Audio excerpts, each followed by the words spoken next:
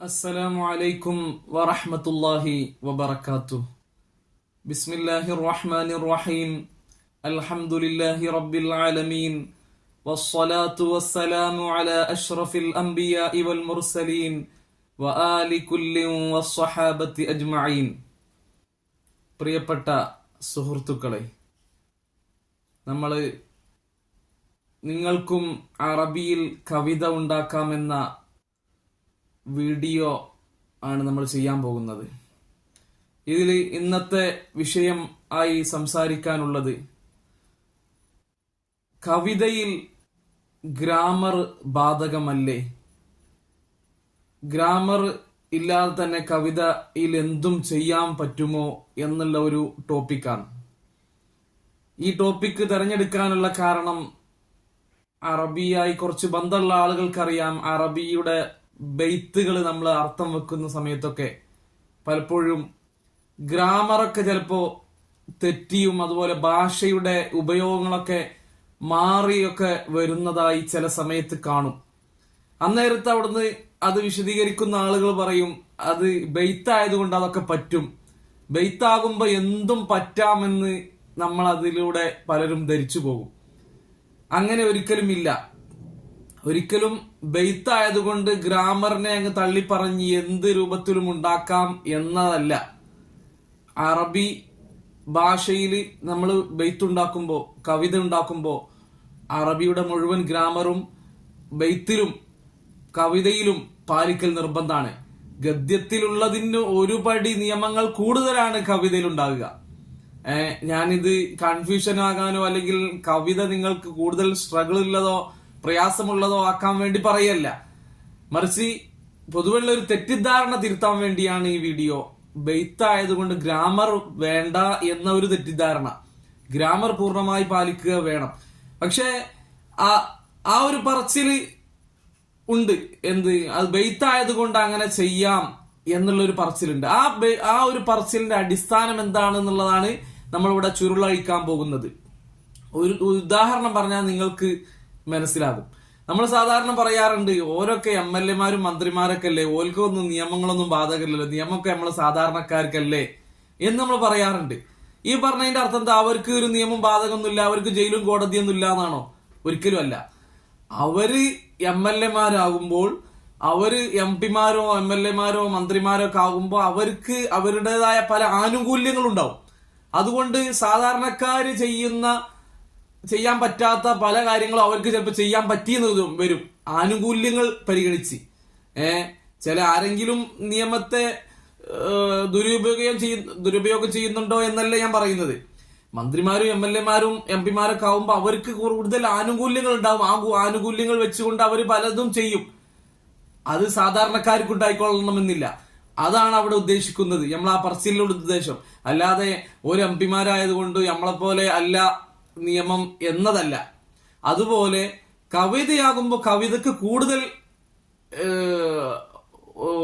ആനുകൂല്യങ്ങൾ, ഓപ്ഷനുകൾ, കൂടുതൽ ആനുകൂല്യങ്ങൾ കൊടുക്കുന്നുണ്ട്.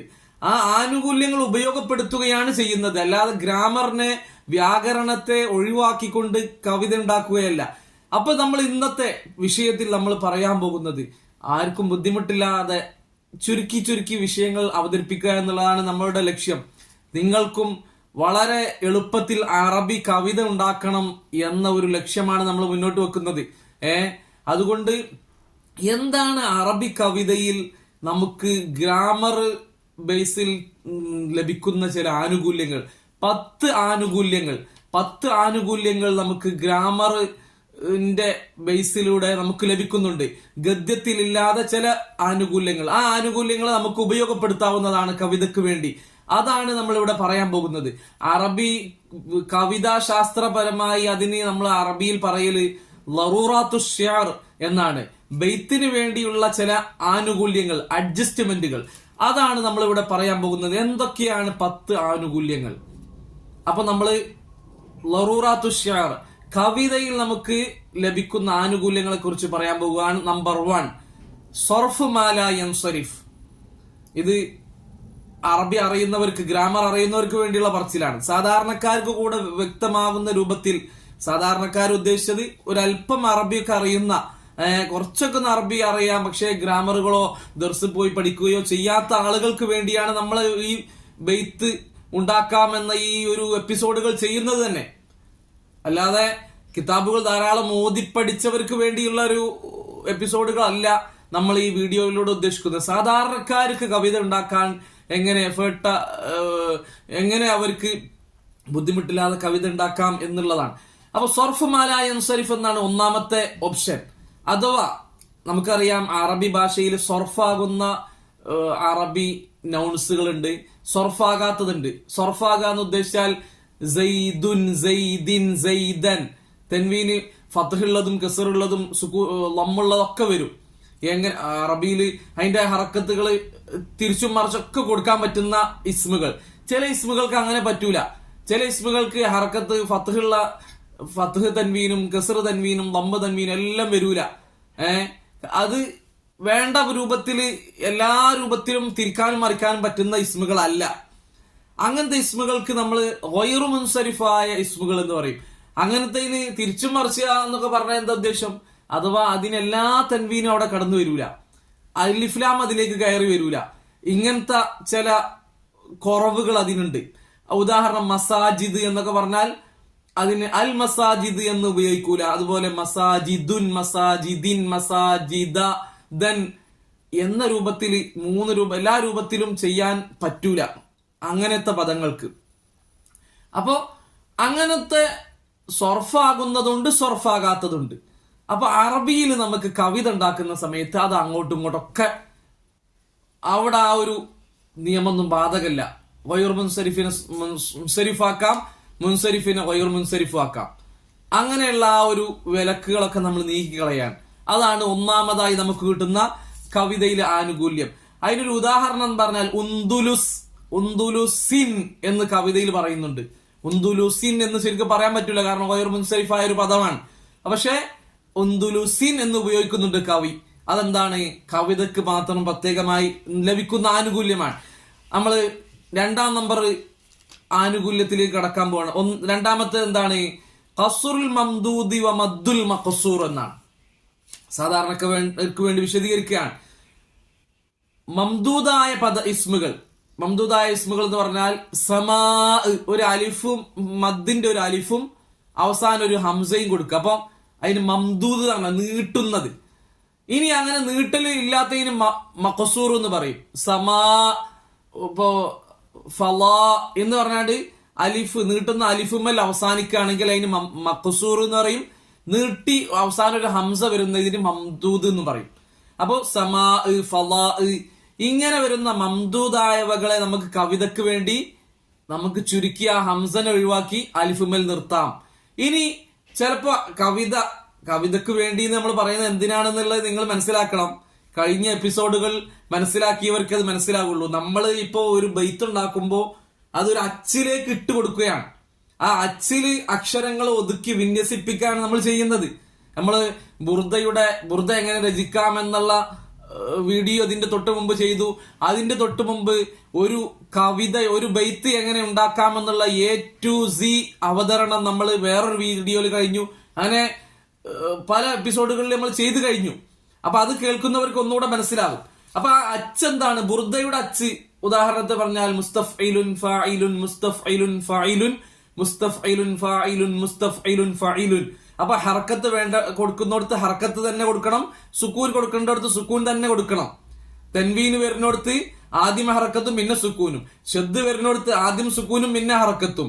അക്ഷരങ്ങള് ശബ്ദത്തിന്റെ അക്ഷരം മാത്രമേ പരിഗണിക്കുള്ളൂ, എഴുത്ത് മാത്രമേ പരിഗണിക്കൂല. ഇങ്ങനെ ഈ നിയമങ്ങളൊക്കെ പാലിച്ചുകൊണ്ടാണ് നമ്മൾ ഈ അക്ഷരങ്ങൾ, നമ്മൾ ഉണ്ടാക്കിയ ആശയങ്ങളെ അക്ഷരങ്ങളായി നമ്മൾ ഈ അച്ചിലേക്ക് വിന്യസിപ്പിക്കുന്നത്. അപ്പോ അവിടെ നമുക്ക് ഈ അഡ്ജസ്റ്റ്മെന്റുകൾ വരുമ്പോ നമുക്ക് വളരെ എളുപ്പമാകും. അപ്പൊ സമാ എന്നുള്ളിടത്ത് അവിടെ ചിലപ്പോ വേണമെങ്കിൽ സമാ എന്ന് പറഞ്ഞ് നിർത്തിയാൽ ഇതേ അർത്ഥത്തിൽ നമുക്ക് കിട്ടും, ഇതേ അർത്ഥത്തിൽ ഉപയോഗിക്കാം. ഫലാ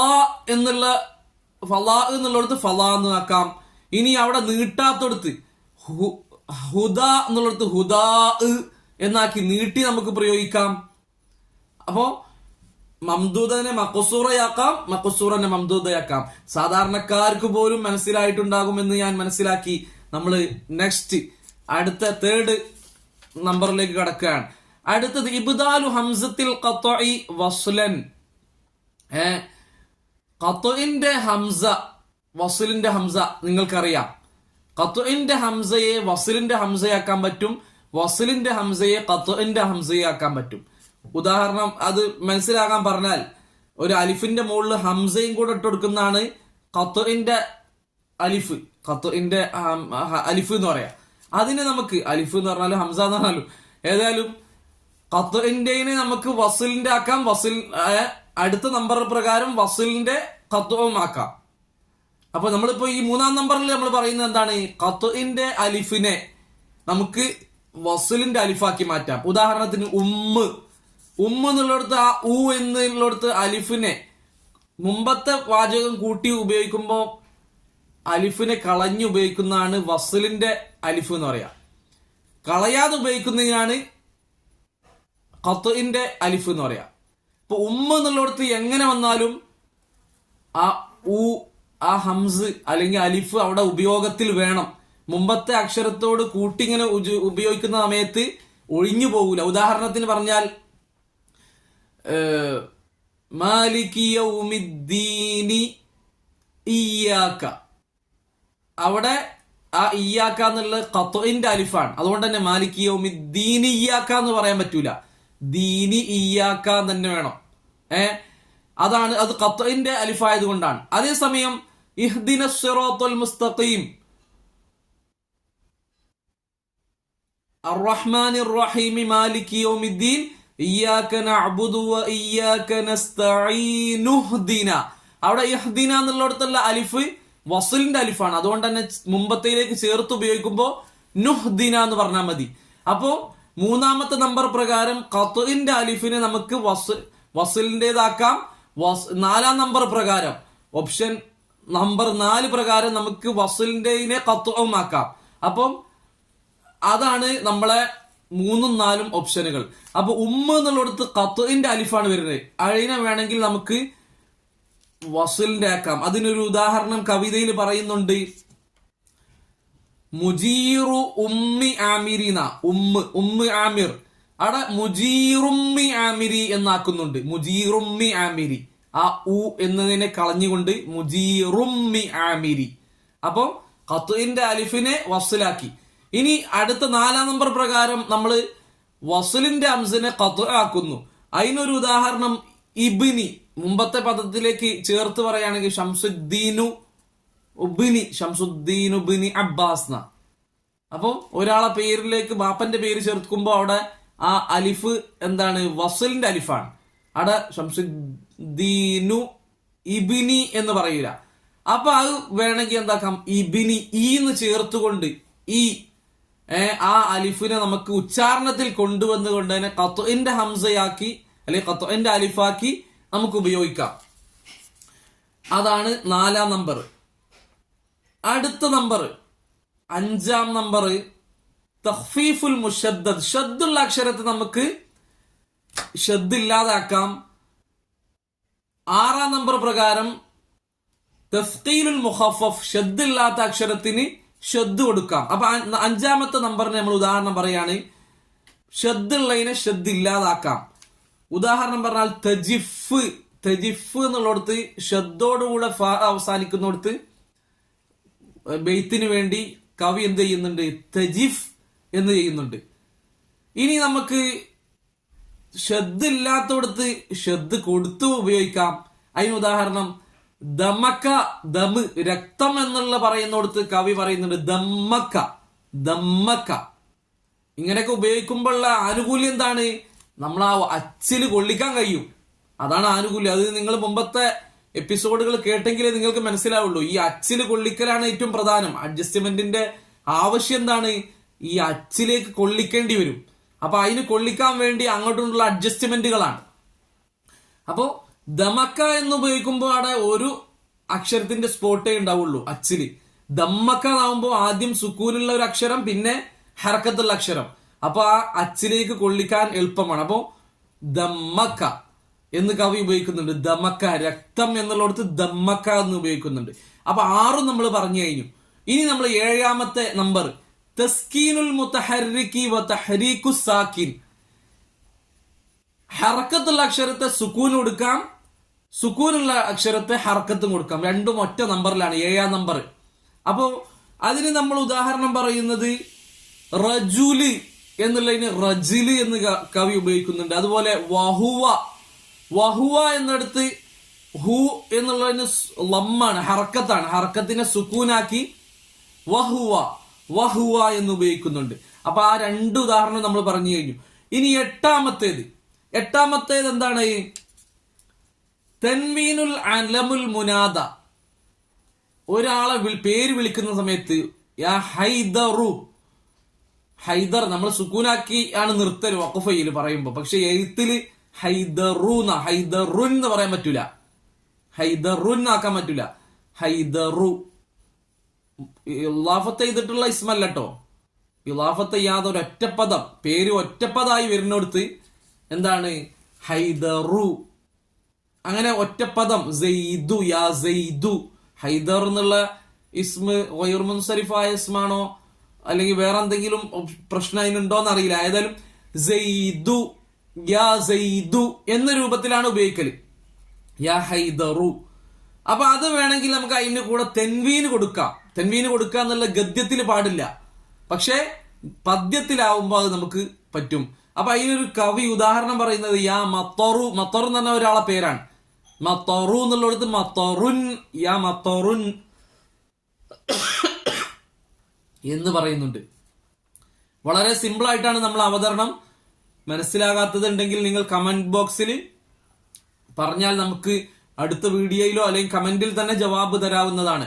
അപ്പോൾ സാധാരണക്കാർക്ക് പോലും മനസ്സിലാകുന്ന രൂപത്തിലാണ് ഞാൻ ഇത് അവതരിപ്പിക്കുന്നതെന്ന് ഞാൻ മനസ്സിലാക്കുന്നു. 9ാമത്തെ നമ്പർ ഇഷ്ബാഉൽ ഹറക്കത്താണ്.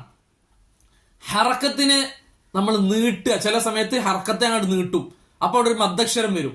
ഉദാഹരണത്തിന് യാ അഖാക അഖാക അന്നമൻ ലാ അഖാലഹു എന്ന് പറഞ്ഞാണ്ട് കവി ഒരു പാട്ട് പാടുന്നുണ്ട്.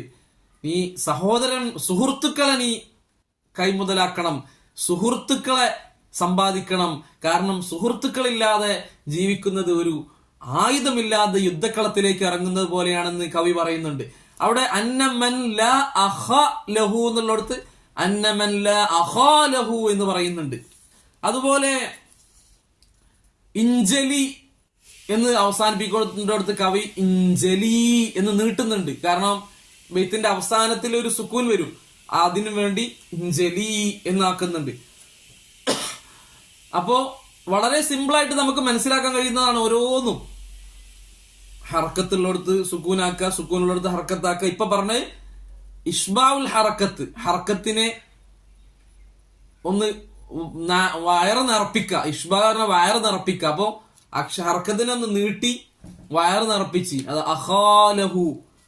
അടുത്ത 10ാമത്തെ ലാസ്റ്റ് വൺ, അതും കൂടെ പറഞ്ഞ് നമ്മൾ അവസാനിപ്പിക്കുകയാണ്.